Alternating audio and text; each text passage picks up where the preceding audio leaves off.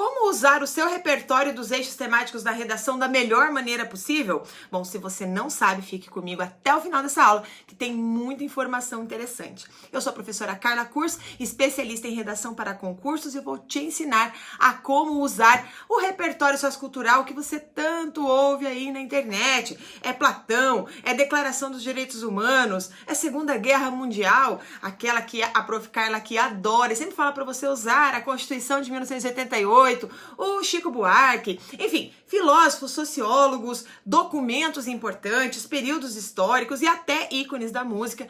Tudo vale para a gente selecionar o nosso famoso repertório sociocultural, que é um dos pontos importantes da produção daquele texto que faz parte da nossa vida e é o texto que vai fazer você ser aprovado no seu concurso. Tá? Especialmente se o seu texto for do tipo dissertativo, argumentativo ou expositivo, tá? Porque simplesmente escrever uma série de referências sobre variados assuntos não garante uma boa nota na hora da prova. Então, artistas sim podem ter repertórios de obras, um professor pode ser um grande repertório de livros, teorias e autoridades como referência, um concerto pode ter uma seleção belíssima de músicas, né? Aí dita repertório. Um autor pode ter um diverso repertório de referências bibliográficas. E você, querido aluno, amor e amora, pode ter, no sentido figurativo, como aponta o Google, um conjunto de conhecimentos para colocar em prática um dos movimentos mais presentes no cotidiano: convencer o outro. Bom, a grosso modo, pode-se dizer que o repertório sociocultural produtivo é um conjunto de informações, de conhecimentos, referências de cultura e de saberes da sociedade. É importante pensar que aquele nome que recheia o texto é parte de um todo, é parte de um contexto.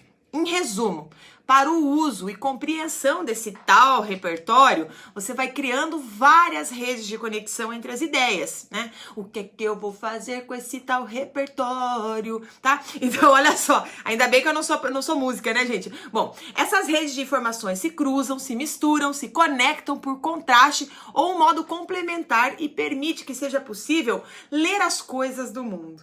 Então, essas questões são importantes, sim, para a produção dele, o texto. Afinal, essas referências, elas serão parte do texto e pensar nelas faz parte desse processo de tornar o repertório produtivo. Talvez haja um repertório possível de encaixe em qualquer discussão ou tema. Mas tome muito cuidado, porque mais importante que selecionar esse repertório é utilizá-lo e entender por que ele é tão relevante para fazer aquilo. Isso mesmo, o objetivo do tipo de texto em questão, que como eu já falei, é de convencer o famoso leitor ou seu examinador. Pois é, aí você passa um tempão da sua vida acompanhando o noticiário, assistindo a filmes indicados aqui pela prof. Carla para você aumentar o seu repertório sociocultural, construindo relações entre os eixos temáticos e pensamentos filosóficos aí consagrados, né? E até se programar para visitar museus e exposições. Além de aumentar o seu repertório cultural para o seu dia a dia, a ideia é você se sentir mais preparado para a prova, para a redação dos concursos, tá?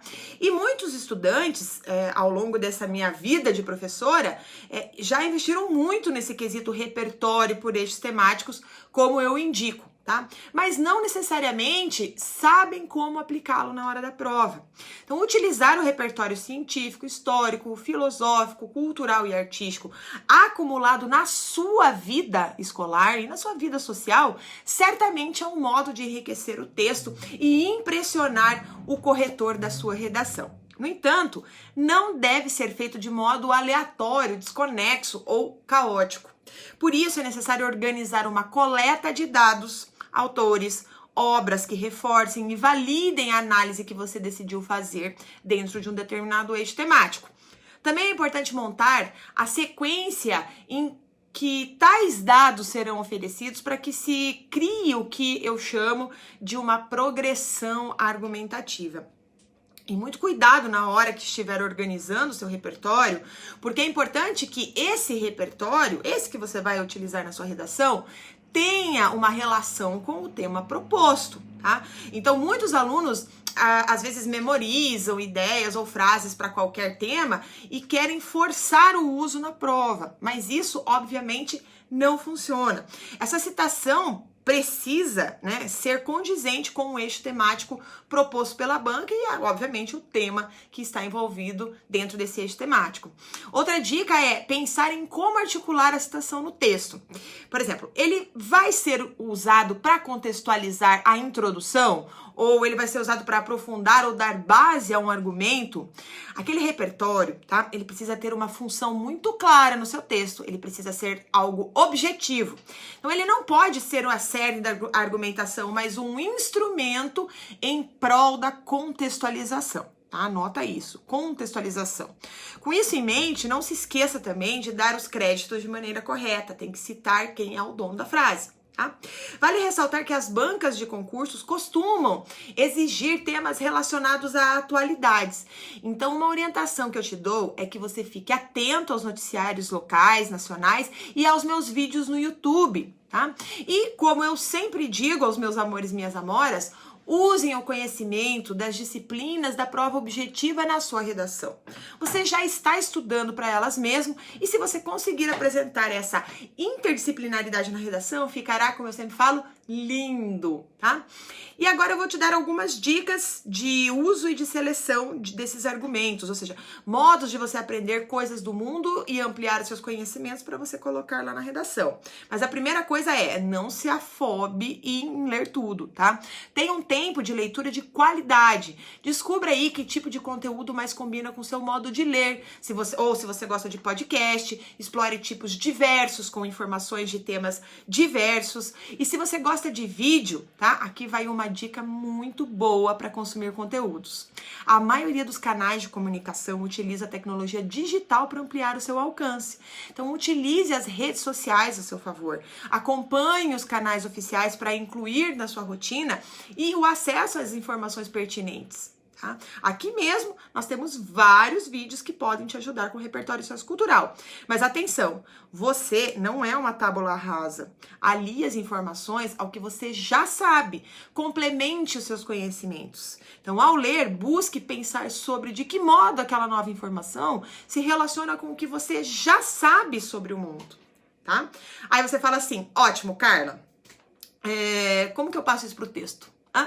Bom, você pode criar um sistema de anotação de ideias. Para os meus alunos do Método 1000, eu sempre recomendo que comprem um caderno de 10 matérias e separe cada matéria para um dos nossos 10 eixos temáticos, ou seja, dá certinho o caderno de 10 matérias, né? Então, anotar é um processo poderoso de aprendizagem. Não se trata de copiar trechos desesperado ali, todo o texto, para você não perder cada detalhe. Não, não é isso. O que eu quero é que você selecione e marque informações sobre aquilo que você lê, aquilo que mais se destacou na sua leitura. Esse processo estimula a memória. Tá? E o mais importante do que a parte material é o processo de escolher como registrar o que você leu.